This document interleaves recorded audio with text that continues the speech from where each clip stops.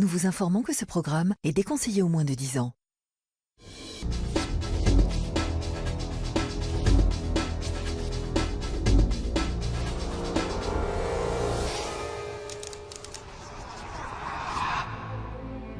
Eliane est une mère au foyer de 43 ans.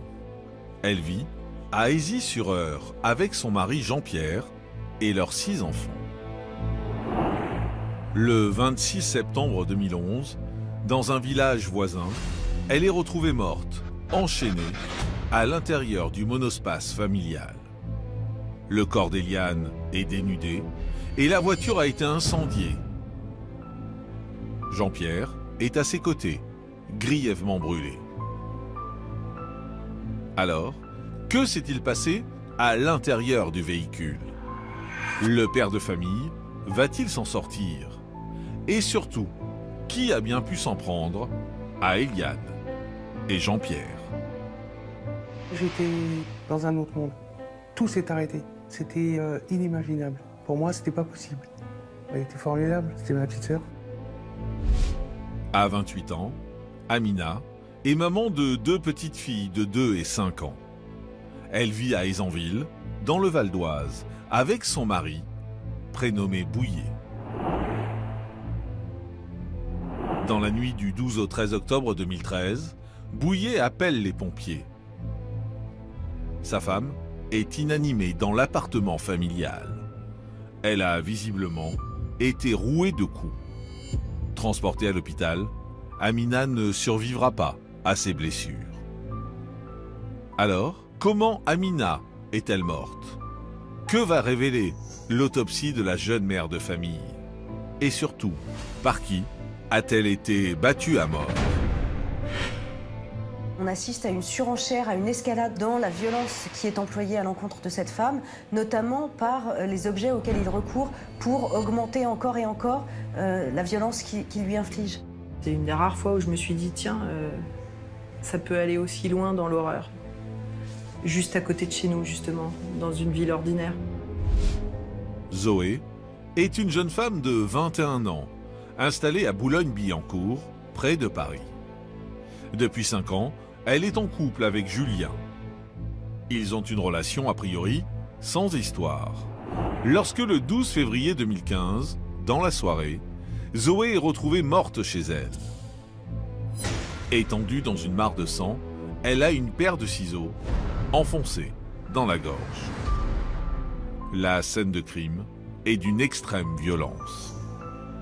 Alors, pourquoi Zoé est-elle décédée dans de telles circonstances? Que lui est-il arrivé ce soir d'hiver 2015? Et surtout, qui a bien pu s'en prendre à la jeune femme?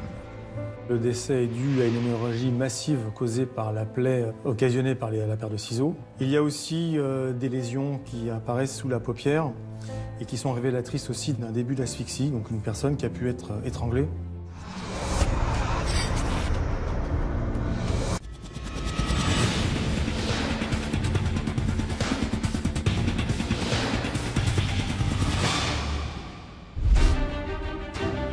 Dans l'affaire qui va suivre, vous allez découvrir l'histoire tragique d'Eliane, une femme de 43 ans, décédée dans d'étranges circonstances.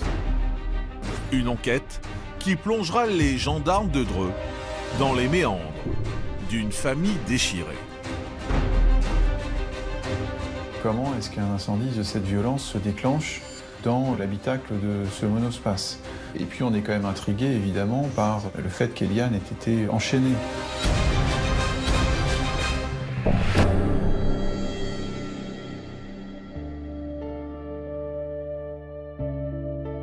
Nous sommes à Saucé, à moins de 20 km de Dreux.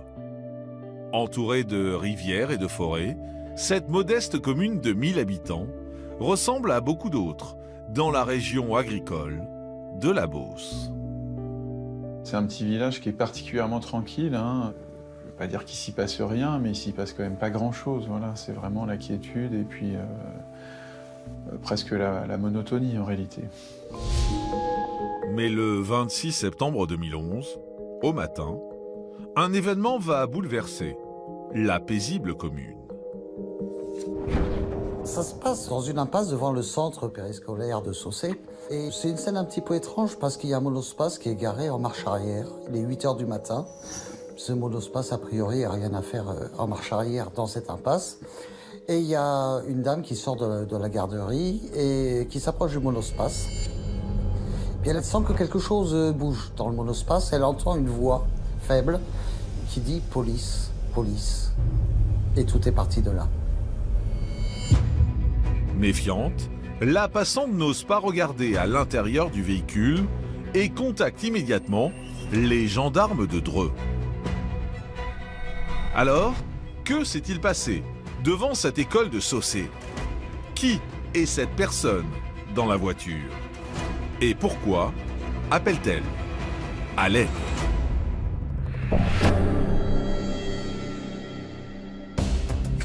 Suite au signalement, les gendarmes de Dreux interviennent devant l'école de Saucé.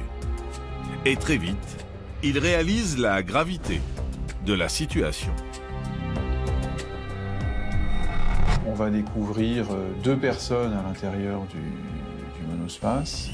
Un homme qui est vivant, une femme qui, a priori, ne donne pas de signe de vie, un véhicule qui est extrêmement dégradé, qui, semble-t-il, a été le siège d'un incendie.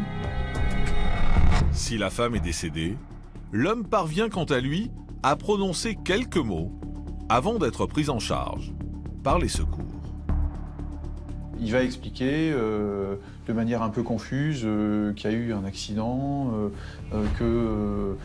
voilà, il était là avec l'autre personne dont on va découvrir le corps, et qu'il y a eu un accident et que ça s'est mal passé. En analysant l'habitacle du véhicule, les gendarmes notent que la banquette arrière a été retirée. Et la suite des découvertes va surprendre encore plus les enquêteurs. D'abord, la femme est enchaînée avec des chaînes qui sont cadenassées, accrochées au point d'ancrage des sièges arrière de la voiture. Et il y a des objets sexuels qui sont posés à côté d'elle. Et il y a également un bidon d'essence qui est dans un sac en plastique. Il y a des odeurs, il y a des vapeurs d'essence. Et l'intérieur est carbonisé. À partir de la plaque d'immatriculation, les gendarmes retrouvent le propriétaire du véhicule, un certain Jean-Pierre. L'homme d'une quarantaine d'années est installé dans une commune voisine avec sa femme, Eliane. Ensemble, ils ont 6 enfants, âgés de 9 à 22 ans. On découvre très rapidement qu'il s'agit d'un couple qui habite à Issy-sur-Eure, où ils habitent avec leurs enfants. C'est un couple qui, a priori, n'a aucune particularité, aucune difficulté, et qui n'est pas signalé dans le village où ils vivent comme ayant des difficultés particulières. À 43 ans, Eliane est une femme au foyer, très appréciée au sein de sa famille. L'annonce de son décès plonge ses proches dans le désarroi et l'incompréhension. J'étais dans un autre monde. Pour moi, tout s'est arrêté. C'était inimaginable. Pour moi, c'était pas possible. Elle était formidable. C'était ma petite sœur. Et elle vivait pour ses enfants. Ses enfants, ses enfants. Moi, j'étais très proche d'elle. Elle se confiait beaucoup à moi. Peu de temps avant sa mort, cette mère de famille avait exprimé son envie d'indépendance. C'est une femme qui désire à ce moment-là de sa vie prendre un peu sa vie en main et en tout cas prendre un virage, reprendre une formation, passer son permis de conduire, trouver un emploi et sortir un peu du foyer stricto sensu. Mais alors, qu'est-il arrivé à Eliane? Son mari Jean-Pierre survivra-t-il à ses blessures? Et donnera-t-il plus d'informations sur les circonstances de ce drame?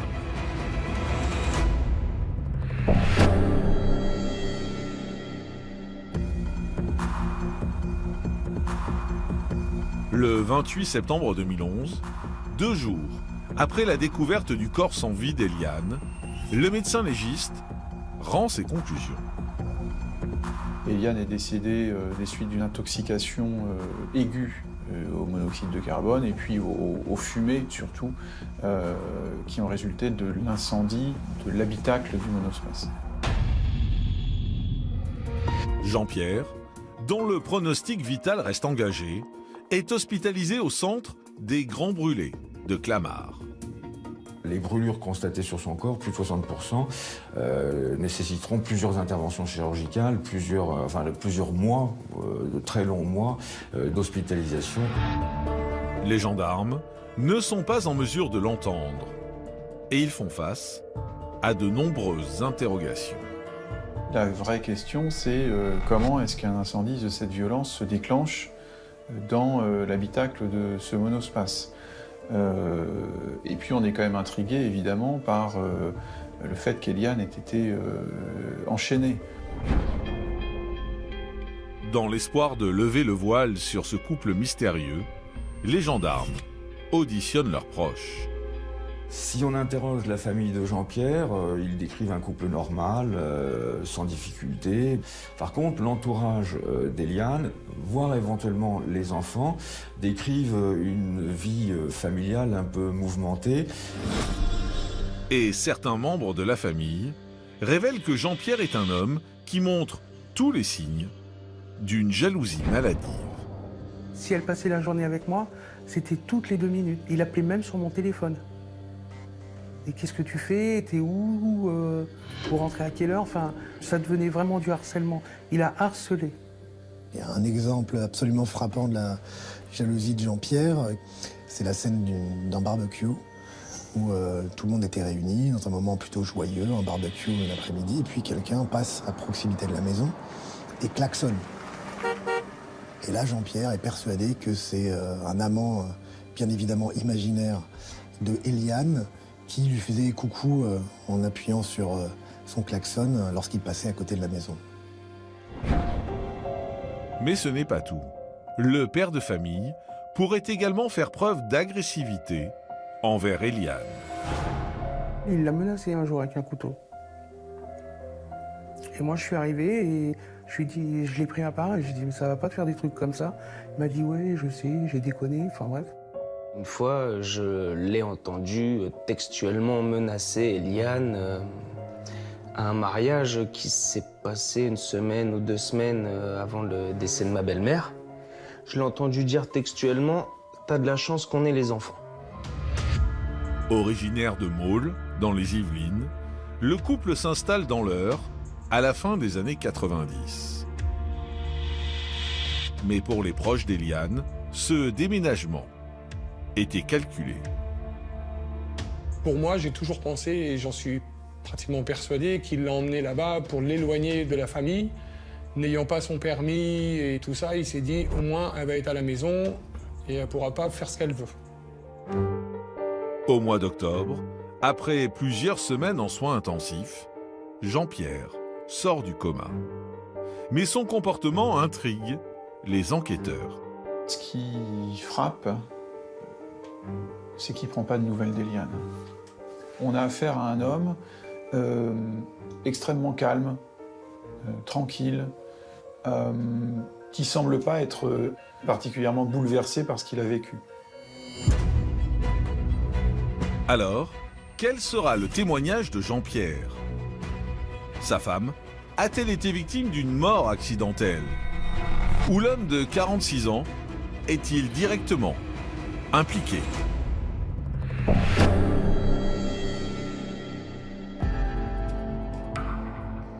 L'état de santé de Jean-Pierre n'étant toujours pas compatible avec une audition, les gendarmes de Dreux en profitent pour rassembler un maximum d'informations sur lui. Jean-Pierre est un homme de 46 ans, il est agent de production dans une entreprise de métallurgie et qui donne absolument toute satisfaction dans son travail. Sur le plan personnel, le portrait est un peu plus nuancé. Ainsi, plusieurs de ses proches révèlent que l'homme peut se montrer violent physiquement. Je l'ai vu carrément agresser un automobiliste qui avait klaxonné comme ça dans la route parce que c'était bouché pour je ne sais plus quelle raison. Il s'est vraiment mis en colère à un point de mettre un coup de poing dans le phare de la voiture, comme ça sans aucune raison. Les gendarmes découvrent également que Jean-Pierre a déjà consulté pour des problèmes de dépression et de jalousie. Plusieurs années avant les faits, il était suivi d'un point de vue psychiatrique et psychologique. A priori, ce traitement a été positif. Si ce n'est qu'il y avait un traitement médicamenteux dont il a estimé à un moment qu'il l'anéantissait tellement qu'il l'a tout simplement arrêté. Afin de savoir comment le couple s'est retrouvé devant cette école de Saussé, les enquêteurs reconstituent leur emploi du temps. Et cela depuis le 25 septembre 2011. La veille des faits, la famille est allée faire une brocante. Tout s'est bien passé, a priori l'ambiance était bonne, il y avait les enfants, il y avait Eliane, Jean-Pierre, tout se passait bien.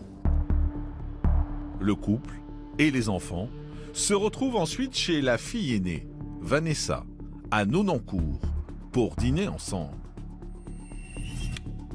Au moment de quitter les lieux, l'une des aînées de la fratrie explique à Jean-Pierre qu'elle a une panne d'essence avec sa voiture.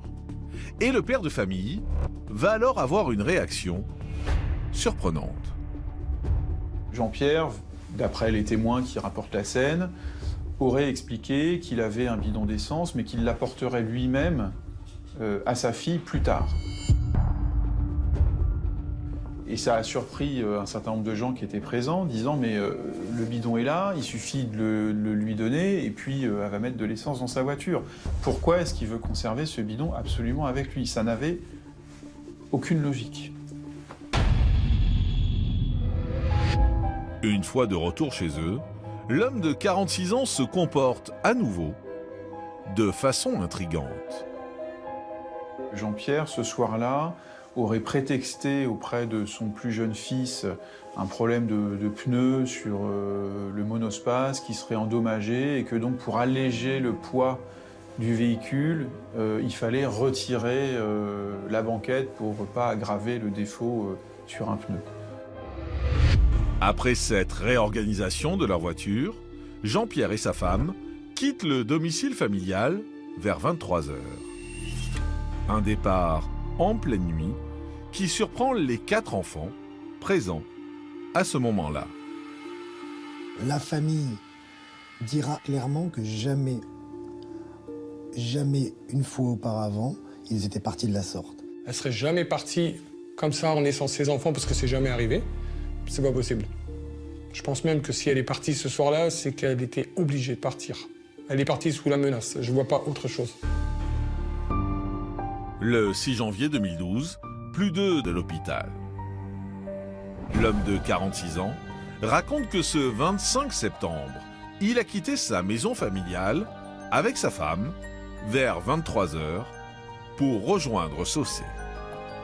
Il va expliquer qu'en réalité, il pratiquait des jeux sexuels avec Eliane et que c'était tout à fait habituel et qu'ils étaient déjà allés sur les lieux plusieurs fois, pour ensuite expliquer que non, ces lieux-là, c'était la première fois et que c'était pour mettre du piment dans leur vie.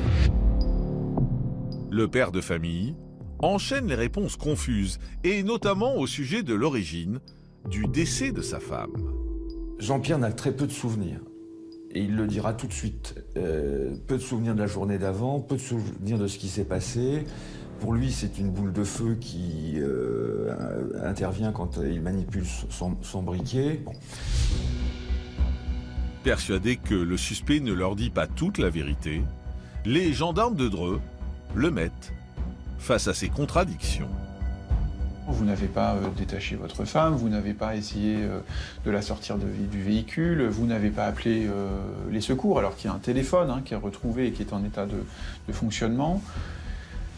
Et il va dire, mais j'ai dû m'évanouir, j'ai perdu connaissance, et ensuite j'étais complètement perdu. Le 20 mars 2012, 6 mois après le drame, Jean-Pierre est mis en examen pour assassinat, mais laissé libre à cause de son état de santé.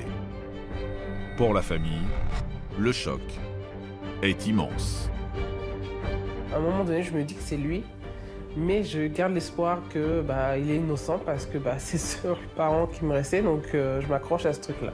Mais je sais qu'au fond de moi, c'est lui. Alors, Jean-Pierre reviendra-t-il sur sa version des faits? A-t-il délibérément laissé sa femme mourir dans la voiture?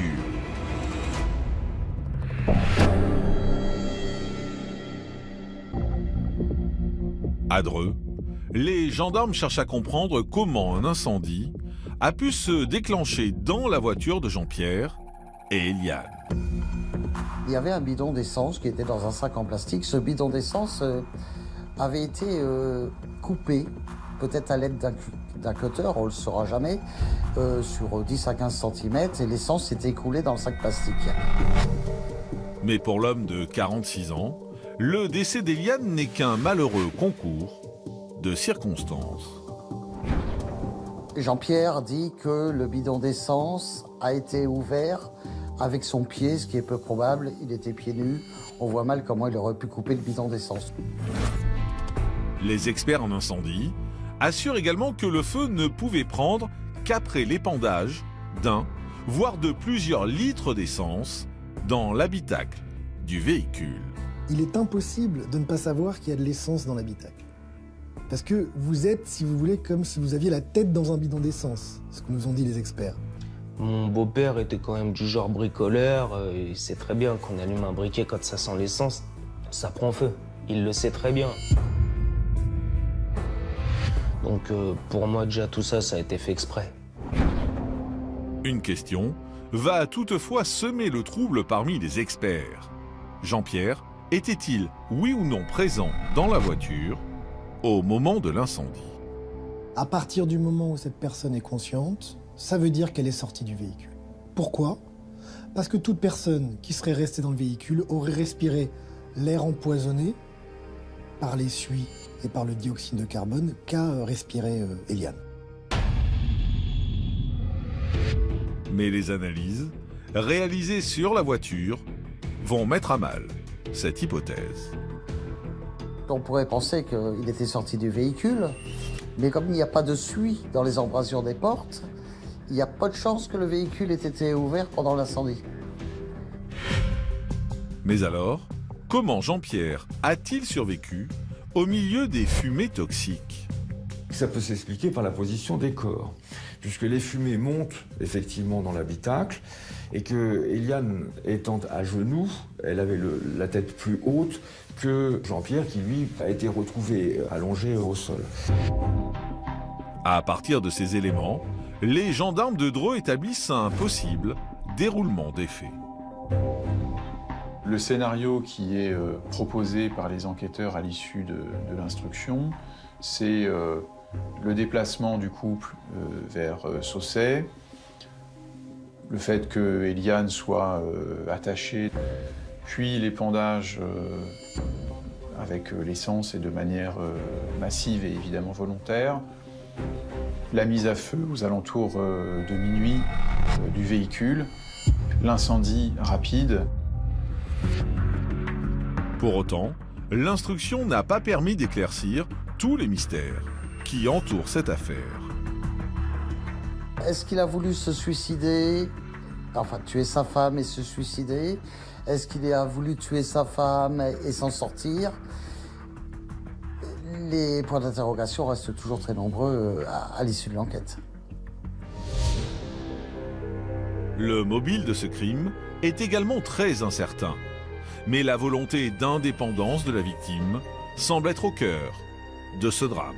C'est un homme qui sent que sa femme est en train de lui échapper et qui, d'une manière inconsciente, ne supporte pas une telle idée. Il s'est imaginé quelque chose dans sa tête, il s'est dit, ça y est, elle veut gagner sa vie, ça se trouve, c'est pour avoir un son chez elle et me quitter, quoi. Alors que non, pas du tout. Alors, le procès permettra-t-il de connaître toute la vérité sur la mort d'Eliane?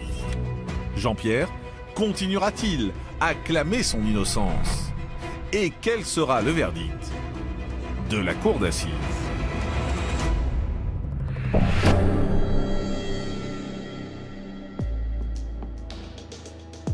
Le procès de Jean-Pierre s'ouvre le 9 décembre 2016 devant la cour d'assises d'Eure-et-Loir à Chartres. Tandis qu'il risque la perpétuité pour l'assassinat de sa femme, l'homme de 46 ans comparaît libre.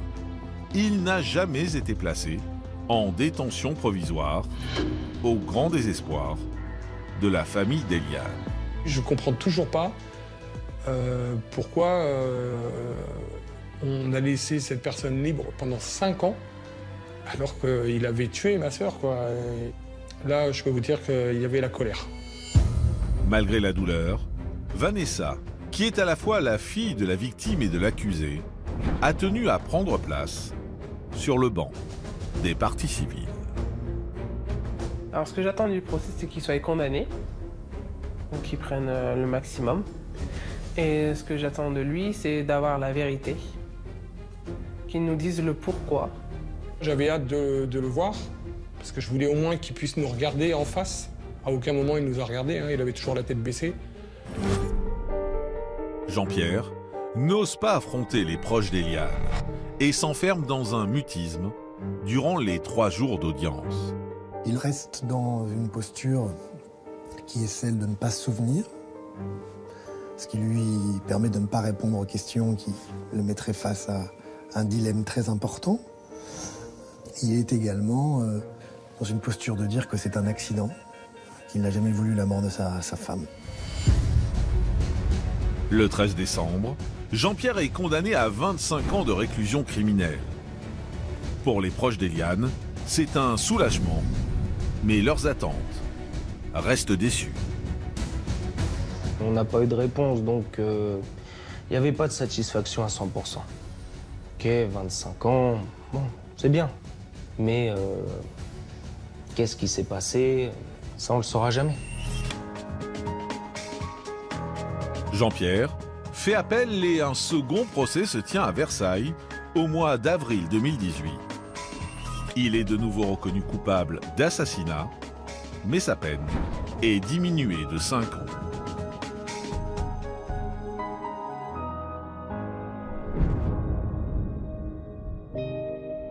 Aujourd'hui, plus de 8 ans après les faits, les proches d'Eliane peinent encore à se remettre de la mort violente de la mère de famille.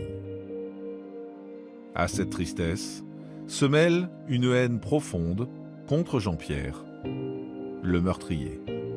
J'ai toujours pas fait le deuil parce que en fait, puis je pense que je le ferai jamais de toute façon. Mais au moins, j'aurais au moins voulu savoir pourquoi il lui a enlevé la vie, quoi. Il a détruit toute une famille.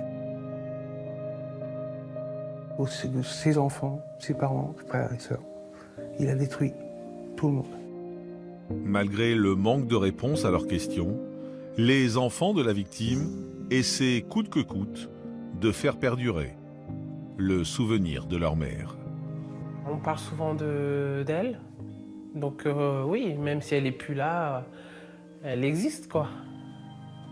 Même s'ils ne l'ont pas connue, elle existe. Ils savent très bien que c'est leur mamie, puis voilà.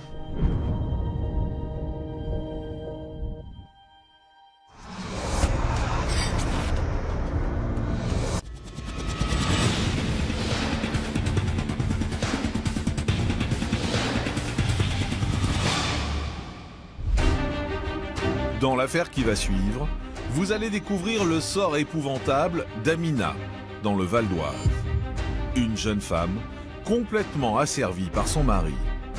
Un huis clos infernal qui aura raison d'une famille tout entière. Pour lui, l'homme domine la femme et si elle ne fait pas exactement ce qu'il souhaite, il frappe, il tape ou il torture. La fille aînée, elle a très peur de son père et puis surtout, elle va utiliser le mot « mon père a défoncé ma mère », ce qui est vraiment pas un mot d'enfant de 5 ans.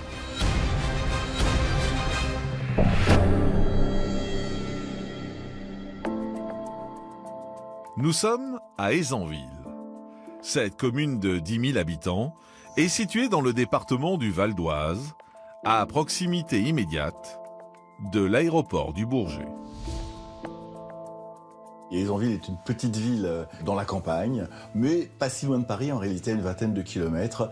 Et vous avez une gare qui dessert cette commune, petite ville résidentielle.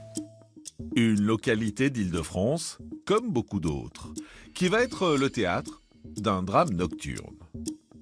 Le 13 octobre 2013, vers 1h du matin, les sapeurs-pompiers de Daumont sont appelés en urgence pour une intervention dans un appartement du centre-ville. Sur le trottoir, devant l'immeuble, ils retrouvent l'auteur de l'appel, accompagné d'une petite fille.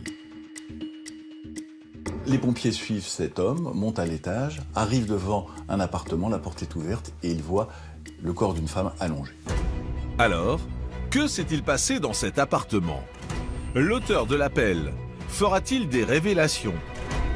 Et dans quel état est la victime?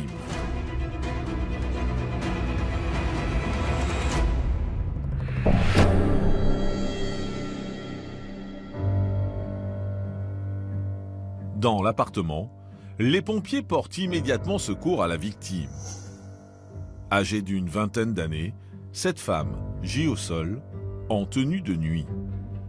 Elle est en arrêt cardio-respiratoire. Les pompiers découvrent une jeune femme qui a été rouée de coups, manifestement, qui est inconsciente, qui ne réagit plus et qui n'a plus de maintien tête-goutron, qui, de ce fait, ne peut plus maintenir sa tête quand on la soulève.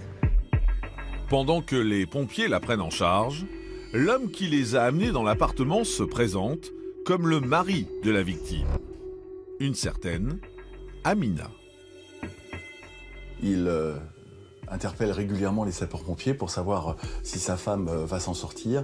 Et à un moment, les pompiers vont lui demander de se pousser, vont le mettre en dehors de l'appartement avec sa fille pour pouvoir travailler dans de meilleures conditions. Prénommé Bouillet, le mari s'agite et ne tient pas en place. Malgré son comportement, les pompiers poursuivent leur intervention. Une intervention déjà rendue difficile par la configuration des lieux. L'appartement dans lequel les pompiers arrivent est petit. Il est manifestement insalubre. Les objets s'amoncellent un peu partout. Il est mal entretenu. Et on voit par exemple le lit parapluie d'un enfant qui jouxte immédiatement la télévision. Autant dire que tout le monde vit un peu les uns sur les autres. Dans un coin du logement, les secours retrouvent une deuxième petite fille. Elle est confiée à Bouillet, qui se dit être le père. Les pompiers vont appeler les gendarmes pour deux raisons. La première, la constatation de toutes ces ecchymoses, donc c'est le protocole habituel. Et puis le fait aussi que cet homme les a accueillis en disant qu'il avait fait une grosse bêtise. Quelques minutes après avoir été contactés, les gendarmes d'Écouen, la caserne la plus proche d'Hérisonville, débarquent sur les lieux. Et ils décident d'interroger Bouillet à l'extérieur de l'appartement. L'homme est dans un état de nervosité relative, il n'est pas agressif, il n'est pas violent envers les services de secours ni envers quiconque à ce moment-là. Il est évidemment nerveux au vu de ce qui vient de se passer. À l'issue de l'intervention, le SAMU étant également intervenu, Amina est emmenée à l'hôpital, Bouillet, lui, est emmené par les gendarmes et placé en garde à vue. Quant aux deux enfants, ils sont placés chez une voisine en attendant qu'un frère vienne les récupérer le lendemain matin. Alors, Bouillet a-t-il battu sa femme? Quelle sera sa version face aux gendarmes? Et Amina survivra-t-elle à ses blessures?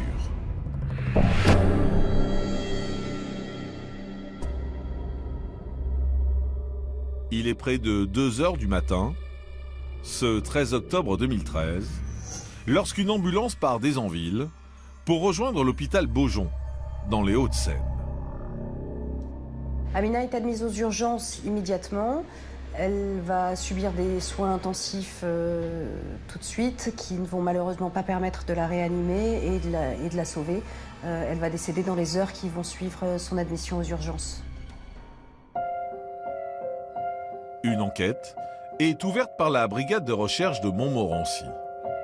Tandis que les gendarmes suspectent un acte criminel, une autopsie est réalisée sur le corps d'Amina.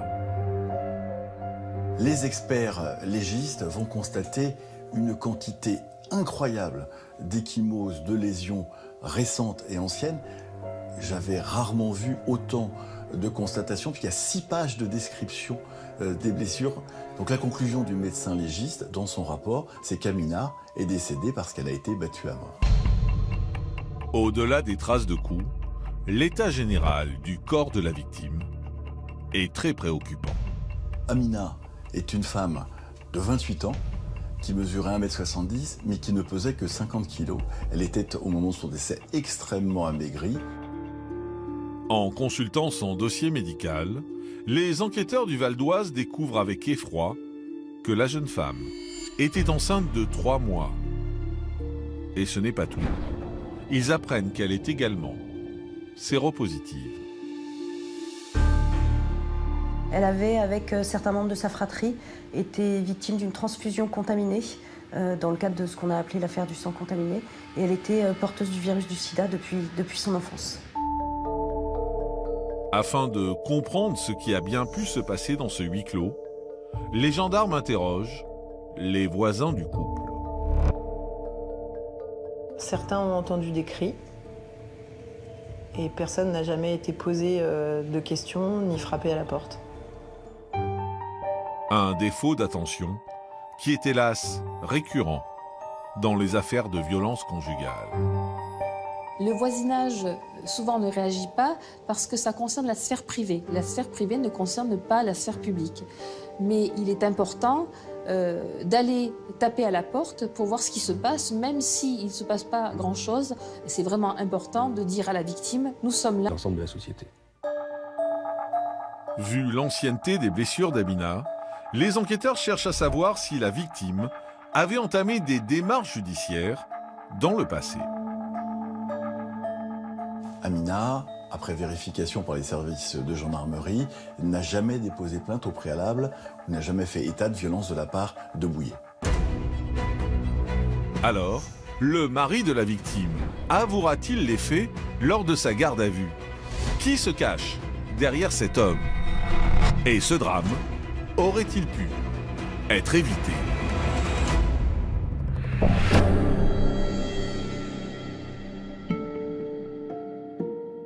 Avant d'interroger Bouillet, les enquêteurs tentent d'obtenir un maximum d'informations sur l'homme de 28 ans. En consultant leur fichier, ils découvrent 3 mentions dans son casier judiciaire, et notamment sur des faits de violence. D'origine malienne, Bouillet a grandi dans les Hauts-de-Seine, aux côtés de ses 7 frères et sœurs. C'est un homme qui s'est illustré par des épisodes de violence à répétition, que ce soit dans son enfance, lors de sa scolarité, ou que ce soit au travers de ses relations sociales et de ses relations d'amitié. C'est un homme qui manifestement a des difficultés à supporter la frustration. Bouillet est un homme extrêmement rigide, qui a un espèce de sentiment de toute puissance, très manipulateur vis-à-vis des autres, et toujours dans la plainte en train de dire que c'est la responsabilité des autres et qu'il n'est responsable, lui, de rien du tout. C'est lors d'un séjour en Égypte, en 2006, que Bouillet et Amina ont fait connaissance. De retour en France, ils finissent par s'installer à Ayzanville, dans un petit appartement, en location. Au moment où les faits se produisent, on s'aperçoit que cet homme ne travaille pas. Il est marié avec Amina depuis plusieurs années. Ils ont ensemble 2 enfants de 2 et 5 ans et elle est enceinte du 3e. Mais Bouillet, sa vraie vie, c'est d'aller faire la fête sur Paris avec ses amis, pas avec Amina, qui reste, elle, à la maison. D'ailleurs, il a aussi des aventures extra-conjugales. Et puis, les relations avec ses maîtresses sont aussi empreintes de violence et vont se terminer par des coups avec elle aussi. Grâce aux résultats des analyses de sang, les enquêteurs réalisent que l'homme n'était pas en pleine possession de ses moyens la nuit du drame. Elles vont montrer qu'il avait consommé beaucoup d'alcool au moment des faits et qu'il consomme très régulièrement du cannabis, ce que le dossier démontrera également. En plus de ces expertises, l'audition de la fille aînée du couple va s'avérer capitale. parce qu'en réalité, elle est la seule témoin directe de ce qui s'est passé. Elle en a conscience et elle va raconter un certain nombre de détails qui sont extrêmement importants pour la suite de l'enquête. Âgée de seulement 5 ans, la petite fille explique aux enquêteurs que son père frappe sa mère depuis longtemps. Parfois même avec différents accessoires comme des ceintures, des câbles ou des casseroles brûlantes. Elle a très peur de son père, elle le dit dans ses auditions auprès des services de gendarmerie. Et puis surtout, elle utilise des mots qui ne sont pas des mots d'enfant de cet âge-là. Elle va utiliser le mot « mon père a défoncé ma mère », ce qui n'est vraiment pas un mot d'enfant de 5 ans. Les déclarations de la fille aînée sont confirmées par les constatations médico-légales. Face au témoignage de son enfant, Bouillet avoue les coups, mais réfute toute volonté d'homicide. Il va nier tout ce qui vient exprimer la cruauté extrême de ses agissements. C'est-à-dire qu'il veut bien reconnaître quelque chose de l'ordre de l'impulsivité et de l'acte non réfléchi de violence. Il refuse de reconnaître la souffrance qu'il a nécessairement pensée et infligée. Notamment le fait d'avoir brûlé sa femme avec le dos d'une casserole bouillante, en fait. Le 19 novembre 2013, une perquisition est menée au domicile du couple en présence de Bouillet. Mais devant son appartement, l'homme s'emporte et refuse même d'entrer à l'intérieur. En dépit de cette attitude, de nombreuses pièces à conviction vont être saisies sur place. Dans ce domicile, on voit les fils électriques avec lesquels il a pu frapper, on voit les casseroles avec lesquelles il a pu brûler, et il reste des traces révélées au Blue Star de sang qu'il a pu effacer. Et ça vient dire bien au-delà de ce qu'il a bien voulu reconnaître. Donc il n'est pas content. Et donc il frappe encore, et cette fois-ci un poste de télévision. Un coup de colère qui en dit long sur l'ambiance qui devait régner dans l'appartement. Incontestablement, elle a subi pendant des semaines, à minima, un calvaire dans cet appartement et des violences répétées de la part de Bouillet. À l'issue de la perquisition, Bouillet reconnaît avoir frappé sa femme avec une ceinture et un câble de télévision. Mais il réfute toute utilisation de casseroles brûlantes. À la fin de sa garde à vue, il est présenté au juge d'instruction et mis en examen pour meurtre aggravé par la qualité de conjoint. Pourquoi c'est une circonstance aggravante? C'est parce qu'en fait, la conjointe, c'est celle avec laquelle on construit un foyer, en principe, et qu'en réalité, quand on trahit ce qui relève de la sécurité absolue que doit donner le foyer et de l'amour qui doit y régner, quand on trahit ça, alors on porte atteinte à la toute première des cellules de la société. Donc c'est beaucoup. Alors, Bouillet dit-il toute la vérité aux enquêteurs? Pourquoi cet homme est-il tombé dans une telle spirale de violence? Et que vont révéler les expertises psychiatriques?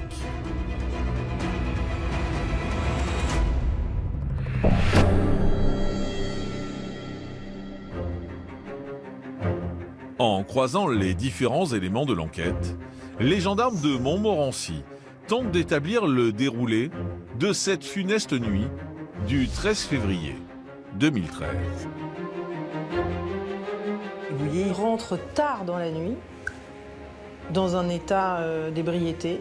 Il manifeste son mécontentement parce que Amina n'a pas donné à manger à ses enfants comme il le souhaite. Il demande à ses filles de s'éloigner. Les petites, elles comprennent parfaitement parce qu'elles ont déjà assisté à des violences épouvantables. Amina se retrouve au sol parce que Bouillet va lui mettre un coup de genou. Et en pratique, elle ne se défend pas, elle est trop faible pour pouvoir se défendre. D'ailleurs, la fille aînée indiquera que sa mère, Amina, ne se défendait jamais, peut-être par résignation. Bouillet s'acharne sur sa femme, même inconsciente, jusqu'à ce qu'elle ne respire plus. Pour la première fois, il va s'arrêter et appeler les secours parce que probablement il se rend compte de l'extrême gravité de ce qu'il vient de commettre et du fait que sa femme est probablement en train de mourir sous ses coups. Et cette fois, l'issue a été fatale pour Amina. Son mari n'en était pas à son premier passage à tabac. Les enquêteurs se demandent alors pourquoi la famille de la victime ne l'a jamais éloigné de lui. Mais durant les auditions, les gendarmes comprennent que les proches de la jeune femme étaient eux aussi terrifiés par Bouillet. La famille d'Amina décrit cet homme comme un homme violent, impulsif, nerveux, autoritaire, qui a progressivement isolé leur sœur et fille du reste de la famille en lui interdisant d'avoir la moindre vie en dehors de lui. Il effraie beaucoup, il donne des ordres et on lui obéit. Il demande de l'argent, beaucoup. Il veut de l'argent des autres. Il exige de l'argent et il l'a. Tenue à l'écart de ses proches, la jeune femme se retrouve de plus en plus seule, sans aucune possibilité d'appeler à l'aide. À la fin, elle n'a plus de téléphone portable, elle n'a plus sa carte bancaire parce que lui seul l'utilise, elle n'a plus aucun lien même avec les voisins. C'est une femme qui demande l'autorisation pour aller sortir les poubelles.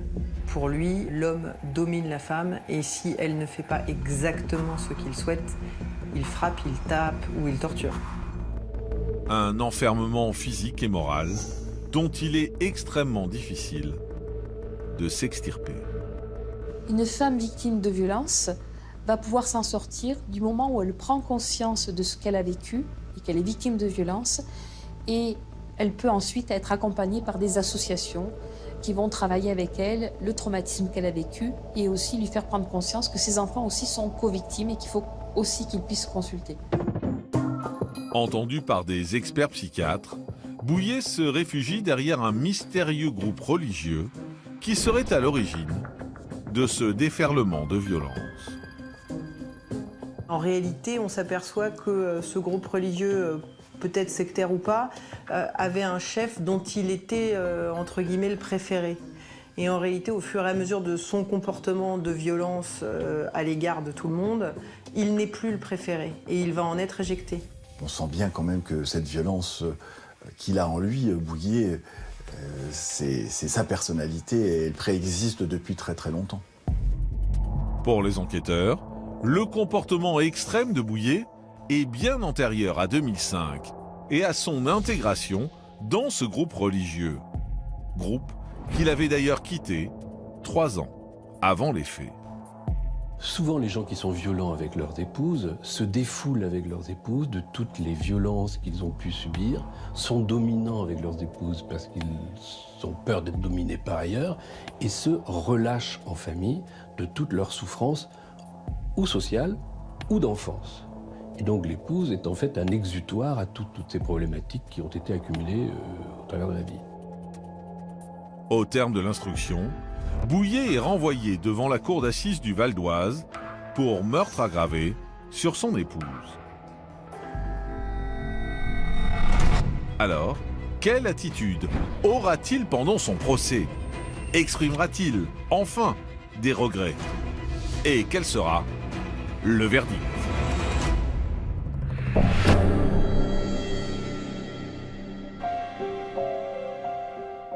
Le 12 janvier 2016, 2 ans et demi après le décès d'Amina, le procès de son mari s'ouvre au tribunal de grande instance de Pontoise, dans un climat inhabituel.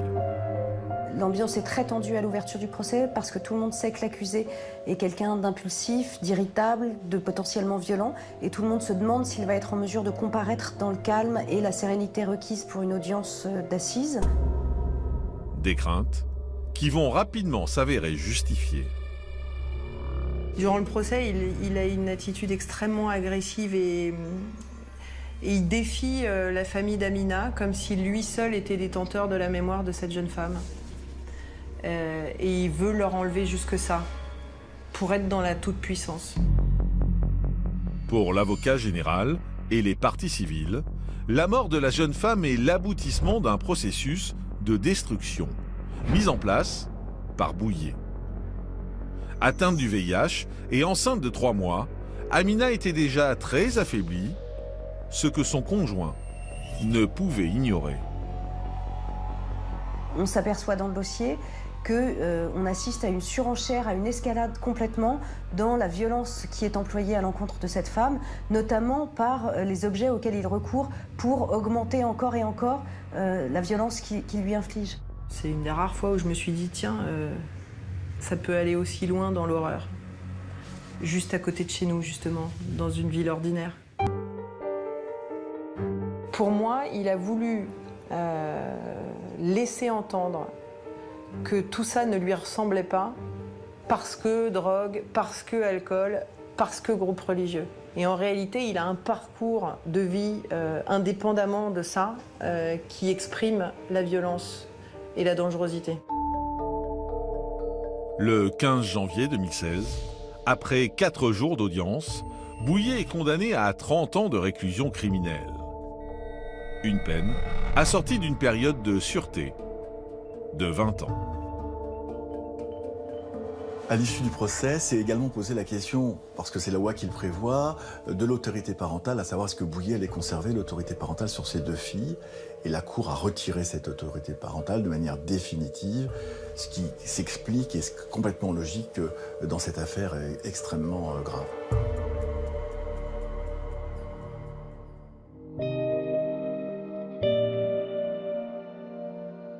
Aujourd'hui, plus de 6 ans après le décès d'Amina, la liste des victimes de violences conjugales n'a cessé de s'allonger. C'était en 2013.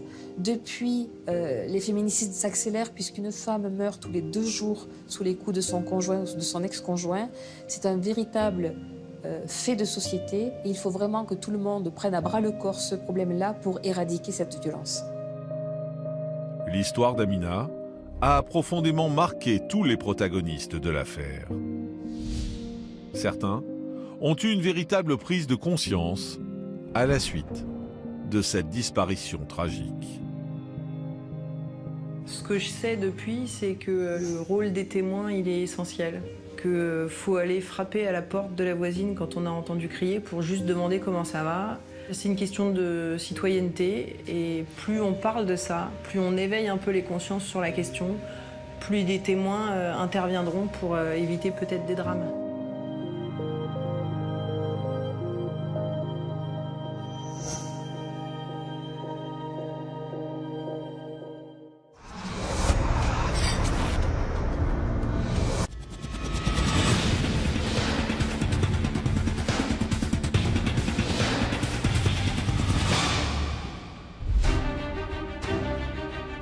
Dans l'affaire qui va suivre, vous allez découvrir le destin terrible de Zoé, une jeune femme retrouvée morte dans son appartement à seulement 21 ans. Un fait divers dramatique sur fond de jalousie qui va mettre en lumière de troublantes relations de couple. Elle voulait absolument qu'il se passe quelque chose pour Zoé. Une mission, quelque chose, enfin qu'elle souffre de cette situation, probablement comme elle en avait souffert.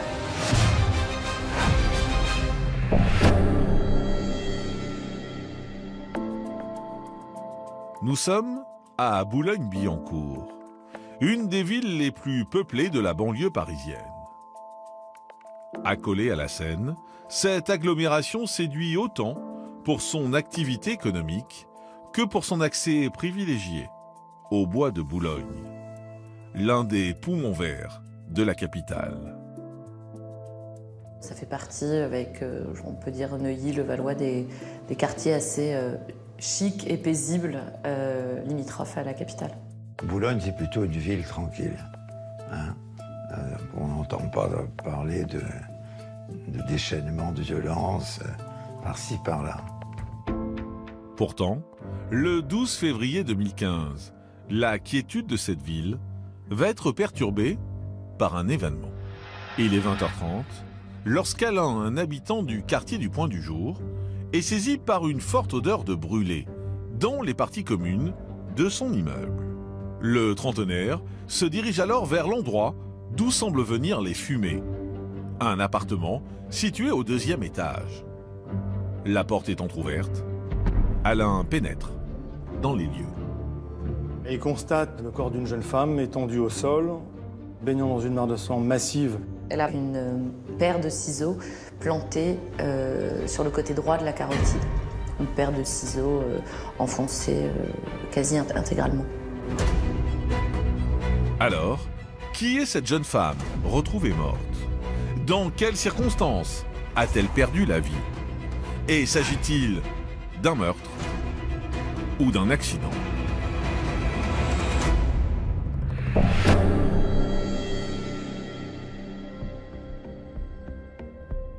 Face à cette découverte, la police judiciaire des Hauts-de-Seine est immédiatement dépêchée sur place. À partir des factures et des pièces d'identité retrouvées dans l'appartement, les enquêteurs parviennent à mettre un nom sur la victime, étendue dans l'entrée. Il s'agit d'une jeune femme, âgée de 21 ans, prénommée Zoé. Et autour d'elle, la scène est chaotique. Les enquêteurs du SDPJ 92 constatent énormément de sang dans l'appartement, donc dans l'entrée, dans le salon. Il y a un téléphone portable cassé qui jonche le sol. Et voilà, il y a une patère, un porte-manteau, qui est posé par terre quelque part dans l'entrée. C'est un appartement très exigu. La plaque de cuisson, d'où émane l'odeur de brûlé, est encore rougie par la chaleur. Les policiers ont le sentiment d'être au milieu d'une scène de crime. En revanche, les enquêteurs ne remarquent aucune trace d'effraction. La porte d'entrée étant ouverte, ce qui laisse supposer aux enquêteurs que Zoé connaissait son agresseur. Un habitant de l'immeuble a peut-être vu ou entendu quelque chose dans la soirée. Sans plus attendre, la police judiciaire procède à une enquête de voisinage. Personne n'a vu quelqu'un entrer ou sortir. Il y a eu des bruits, manifestement, à un moment. À Boulogne, comme à Paris, il n'est pas coutume qu'on se mêle de ce qui se passe dans les appartements, même à proximité. Il y a une espèce de discrétion qui fait qu'il peut effectivement se passer des choses terribles et que personne ne bouge. Au cours des investigations de la police, un jeune homme se présente au bas de l'immeuble. C'est Julien, le concubin de Zoé. Il est immédiatement pris en charge par la police qui l'empêche d'entrer. Donc il a le temps de s'inquiéter. Et puis il est aussi regardé en premier lieu, au tout début, comme un suspect. Les enquêteurs prennent Julien à part et lui révèlent dans quelles conditions Zoé a été retrouvée. Je ne saurais pas vous décrire son état parce que lui-même n'était pas capable vraiment de mettre des mots sur le choc qui l'a envahi à ce moment-là. Alors, le compagnon de la victime a-t-il des informations à livrer aux policiers? Qui s'en est pris à Zoé? Et la jeune femme connaissait-elle son meurtrier?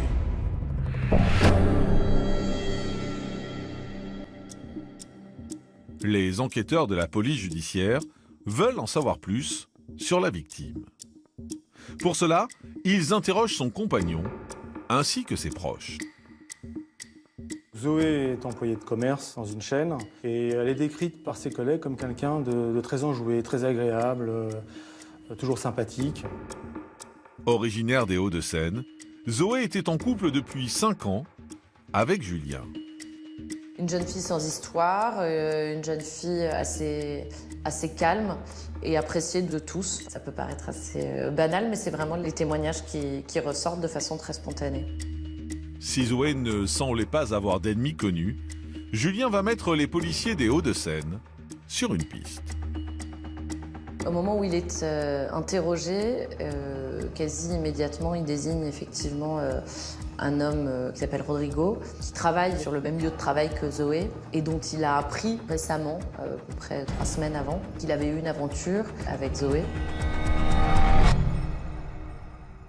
Rodrigo a entretenu une relation extra-conjugale avec Zoé entre les mois d'avril et de juin 2014. Et c'est la compagne de Rodrigo, que nous appellerons Manon, qui avait découvert cette liaison. Et à partir de ce moment-là, Rodrigo, qui est très épris de Manon, va faire la promesse de rompre immédiatement. Et pour la rassurer qu'il n'y aurait aucune possibilité de renouer ultérieurement, il va adresser une lettre au couple Zoé et Julien, surtout à Julien, pour l'informer de ce qui s'était passé, donc de cette relation illégitime, on va dire. Dans cette lettre, Rodrigo avait également fait savoir que cette histoire avec Zoé avait causé énormément de tort à son couple. Rien ne nous permet de le déterminer. Pourquoi Julien va désigner Rodrigo immédiatement, si ce n'est dans un esprit de vengeance. Au même moment, à Livry-Gargan, en Seine-Saint-Denis, un habitant de la commune pousse la porte du commissariat. Et il déclare avoir eu une dispute avec une amie à Boulogne-Billancourt le même jour. L'individu déclare que la victime s'est blessée à la gorge, mais qu'il s'agit d'un accident. Le rapprochement est assez vite fait entre le corps de la jeune femme retrouvée à Boulogne et les faits que vient de dénoncer cet homme ce soir-là. Cet homme, c'est Rodrigo, le collègue et amant de Zoé. Alors, que s'est-il passé ce 12 février 2015 ? Rodrigo est-il responsable de la mort de Zoé ? Et va-t-il retrouver la mémoire devant les policiers ?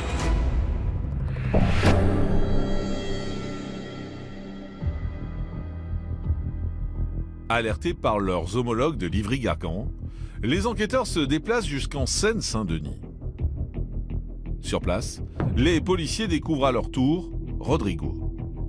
L'homme de 25 ans présente des griffures suspectes au niveau du visage. Intrigué par ce mystérieux personnage, il décide de se renseigner sur lui. Rodrigo est décrit par sa famille comme quelqu'un d'extrêmement calme, doux, c'est ce qui ressort très souvent, incapable de faire du mal. C'est très fréquent que tout le monde, les amis, la famille tombent de haut. Monsieur est connu pour être gentil, aimable, avenant, amoureux de sa femme ou de sa maîtresse, et que tout est très bien. Dans la nuit du 12 au 13 février 2015, Rodrigo est placé en garde à vue au commissariat de Nanterre. Comme l'autorise le droit français, il fait immédiatement appel à un avocat. Quand j'arrive, je vois un jeune homme calme, extrêmement calme, mais quand même avec un regard sur lequel on peut lire une certaine angoisse, une anxiété, certainement de ce qui va devenir de lui. Et peut-être aussi, je pense, choqué par ce qu'il avait vu ou fait. Afin de préparer leur interrogatoire, les policiers des Hauts-de-Seine prennent connaissance du rapport du médecin légiste. Ils veulent savoir dans quelles conditions Zoé est décédée. L'autopsie révèle que le décès est dû à une hémorragie massive causée par la plaie occasionnée par la paire de ciseaux. Il y a aussi des pétéchies qui sont des rougeurs, des lésions qui apparaissent sous la paupière et qui sont révélatrices aussi d'un début d'asphyxie, donc une personne qui a pu être étranglée. On constate de l'ADN de Rodrigo sous ses ongles et aussi des petites plaies qui suggèrent un objet contendant, des petites plaies étoilées. La thèse de l'accident prend désormais du plomb dans l'aile. Fort de ces informations, les enquêteurs auditionnent Rodrigo et le confrontent aux résultats de l'autopsie. Il va expliquer qu'il s'est rendu au domicile de Zoé en voulant avoir une explication avec son concubin Julien. Mais Zoé est seule à son domicile. D'après Rodrigo, ils auraient commencé à discuter sur le pas de la porte. Puis, elle serait rentrée dans l'appartement pour répondre à un appel téléphonique et serait revenue avec une paire de ciseaux. Une violente dispute aurait alors éclaté. Selon Rodrigo, c'est une mort accidentelle et il va tenir ce discours tout au long de la procédure. Il réfute totalement avoir étranglé Zoé et lui avoir porté des coups. Lui, il reste sur sa version qui consiste à dire que pendant la dispute, pendant qu'ils se débattaient l'un l'autre, Zoé a chuté accidentellement et serait d'après sa version à lui, tombé malencontreusement sur les ciseaux. C'est sa version. Rodrigo est confus dans ses explications et sur les raisons précises qui l'ont poussé à venir chez Zoé. Il n'explique pas non plus les différentes lésions constatées sur le corps de la victime, ni les traces de sang sur les murs. Sa compagne, Manon, est elle aussi entendue et elle raconte que le jour des faits, elle a reçu un appel de son compagnon. Elle va recevoir un appel de Rodrigo totalement paniqué, en pleurs, incapable de bien s'exprimer. Une fois qu'il va la rejoindre à leur domicile, il va lui faire cette déclaration « Je l'ai tué ». Après cet appel, la femme d'une vingtaine d'années assure que Rodrigo est venu la retrouver chez eux, à Livry-Gargan. Elle raconte qu'il avait le visage griffé et que ses chaussures, ainsi que la manche de son manteau, étaient tachées de sang. Pris de panique par la soudaineté de l'événement, le couple Rodrigo et Manon vont entreprendre de quitter la France. Rodrigo va alors appeler sa sœur et son beau-frère afin qu'il l'aide à trouver des billets d'avion. Mais ces derniers refusent, ne voulant pas être mêlés à cette histoire. Il est très loin d'aller se rendre au commissariat directement. Il est très très loin. Il passe par sa sœur, il passe ensuite par sa compagne. Et c'est l'effet de sa compagne, finalement, qui le convainc d'aller se rendre au commissariat tout seul. En interrogeant les collègues de Zoé, les enquêteurs vont apprendre que Rodrigo et Manon ont été vus sur le lieu de travail de la victime le 12 février, dans l'après-midi. Zoé n'était pas là, ce qui va à l'encontre de la thèse qui consistait à dire que c'était pas la jeune femme qu'il cherchait, mais Julien. Et ensuite, la compagne de Rodrigo va lui demander de lui montrer un parc dans lequel il passait du temps avec Zoé. Et s'ensuit une dispute entre eux. Je crois que c'est à ce moment-là que leurs chemins se séparent et se rend chez Zoé. Les enquêteurs se disent que Manon a peut-être fait marche arrière et se demandent si elle ne se serait pas rendue à son tour au domicile de sa rivale. Afin de vérifier cette hypothèse, ils décident de géolocaliser son téléphone portable à l'heure présumée du décès de Zoé. Le téléphone de Manon va borner à Livry-Gargan, là où ils habitent, ce qui va démontrer qu'en tout cas, à ce moment-là, elle n'était pas sur les lieux du drame. Si Manon est écarté de la liste des suspects, Rodrigo est déféré devant le juge d'instruction de Nanterre à la suite de sa garde à vue. Il est mis en examen pour homicide volontaire sur la personne de Zoé. Et il est placé en détention provisoire le jour même. Alors, Rodrigo reviendra-t-il sur sa version des faits? Fera-t-il enfin des aveux? Et pour quelle raison aurait-il tué Zoé, son ancienne maîtresse?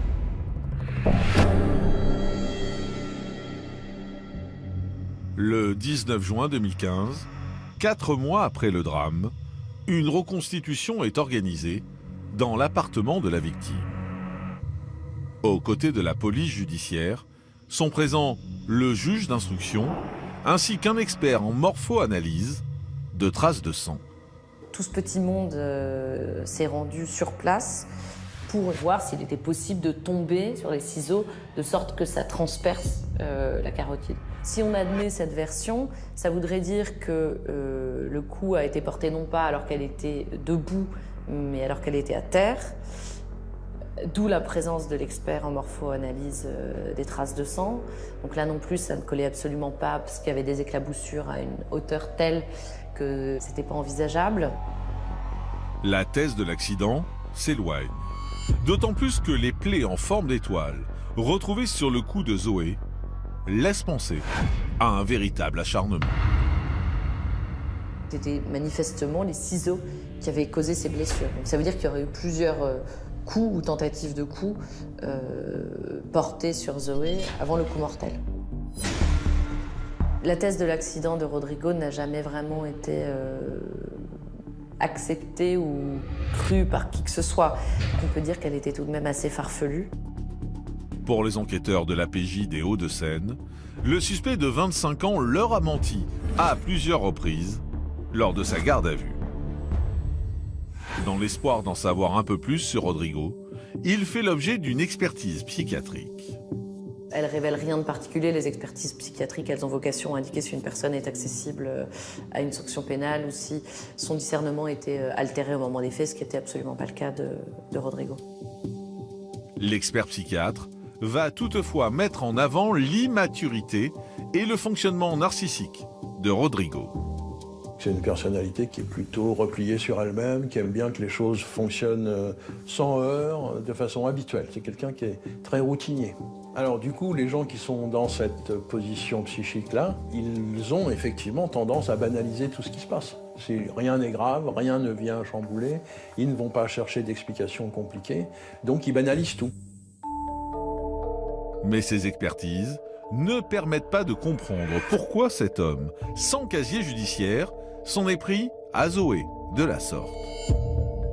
Afin de déterminer le mobile du crime, les enquêteurs s'intéressent aux relations troubles qui unissaient les deux couples. Ils apprennent alors que lorsque Manon avait découvert l'adultère, elle avait immédiatement contacté Julien. Elle voulait absolument qu'il se passe quelque chose pour Zoé, quoi, c'est pas une punition, quelque chose, enfin qu'elle souffre de cette situation, probablement comme elle en avait souffert. Donc Julien a essayé de lui expliquer qu'en fait ils étaient un couple solide, et que donc son intention c'était de pardonner à Zoé et de se reconstruire à partir de tout ça. Et c'est probablement quelque chose que cette jeune femme n'a pas supporté. Et elle est venue quelques jours après sur le lieu de travail de Zoé et elle l'a menacée. Enfin en tout cas Zoé avait peur de cette jeune femme. Si Julien, dans un premier temps, tente d'apaiser la situation, il va, à son tour, changer d'attitude. Ça va se terminer, effectivement, par des menaces verbales de la part de Julien envers Rodrigo et Manon. Menaces d'envoyer des personnes pour lui faire du mal, pour le brutaliser. Et à partir de ce moment-là, il va se créer une tension très forte entre les deux couples. Au cours de leurs investigations, les enquêteurs réalisent également que les liens entre Zoé et Rodrigo étaient extrêmement complexes, même une fois leur idylle révélée. Cette relation, elle était bien vivante. Est-ce qu'elle était terminée au sens où est-ce qu'ils avaient encore des relations intimes, sexuelles, adultères entre Zoé et puis Rodrigo? Bon, on peut peut-être croire que non. Mais que quelque chose de l'ordre sentimental était toujours présent entre eux, et en particulier de monsieur vers madame, ça c'est pas impossible. Et c'est ce que pouvaient ressentir peut-être et l'un et l'autre des conjoints pour alimenter leur suspicion ou leur jalousie. Le mobile, il est là. Il y avait une jalousie maladive de la compagne de Rodrigo qu'elle a transmise à Rodrigo, et c'est ce qui a abouti au crime. Mais la responsabilité présumée de Manon n'a jamais été clairement établie dans ce dossier. Rodrigo devra répondre seul du meurtre de Zoé devant la justice. Alors, le procès d'assises permettra-t-il de faire toute la lumière sur cette affaire? Quel comportement aura Rodrigo lors de l'audience? Et sera-t-il reconnu coupable?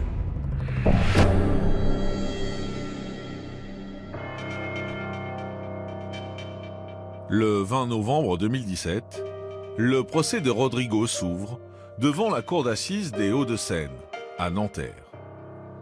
Plus de 2 ans et demi après le meurtre, Julien, le compagnon de la victime, espère une lourde condamnation, même si rien ne pourra compenser la perte de Zoé. Il a été totalement dévasté par la mort de Zoé. C'est une jeune femme avec qui il vivait depuis 5 ans, dont il était très amoureux et qu'il avait l'intention de demander en mariage. Il attendait que justice soit faite, mais tout en sachant que ce serait jamais une satisfaction pour lui. De toute façon, il savait très bien que la peine qui pourrait être prononcée ne serait jamais suffisante à ses yeux. Et donc c'est un climat très lourd et douloureux. Et sur les bancs des parties civiles, il n'y a que les avocats. C'est trop douloureux pour les parties civiles d'être présents à ce procès. Rapidement, notamment par les médecins légistes, la défense, on a très rapidement été perçu comme n'étant plus crédible. C'est dans cette atmosphère étouffante que Manon, la compagne de Rodrigo, est appelée à témoigner. Elle était regardée, désignée par beaucoup comme la main invisible derrière Rodrigo. Elle a été à un moment soupçonnée par le juge d'instruction, qui a finalement écarté cette thèse. À la barre, Manon reste sur sa version. Elle n'a jamais incité son compagnon à supprimer Zoé, sa rivale. Au terme de ce témoignage et des 3 jours d'audience, le verdict tombe le 23 novembre 2017. Rodrigo a été condamné à la peine de 18 ans de réclusion criminelle pour homicide volontaire. Donc la préméditation n'a jamais été visée en ce qui le concerne. Il encourait donc la peine de 30 ans.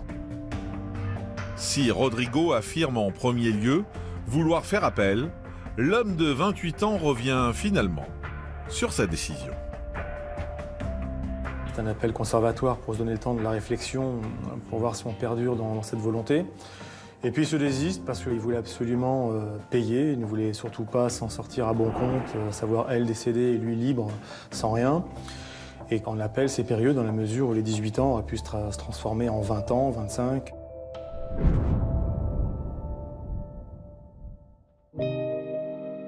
Aujourd'hui, près de 5 ans après ce funeste 12 février 2015, les proches de Zoé n'acceptent toujours pas sa disparition. Et notamment Julien, qui a perdu la femme de sa vie. Il a le sentiment qu'il n'y a pas de regret, ni de la part de Rodrigo, ni de la part de sa compagne, parce qu'il l'inclut dans la responsabilité du meurtre de Zoé. Ce que Julien attend, c'est de pouvoir aller mieux. Et ça, je ne pense pas que ce soit la justice qui puisse le lui procurer.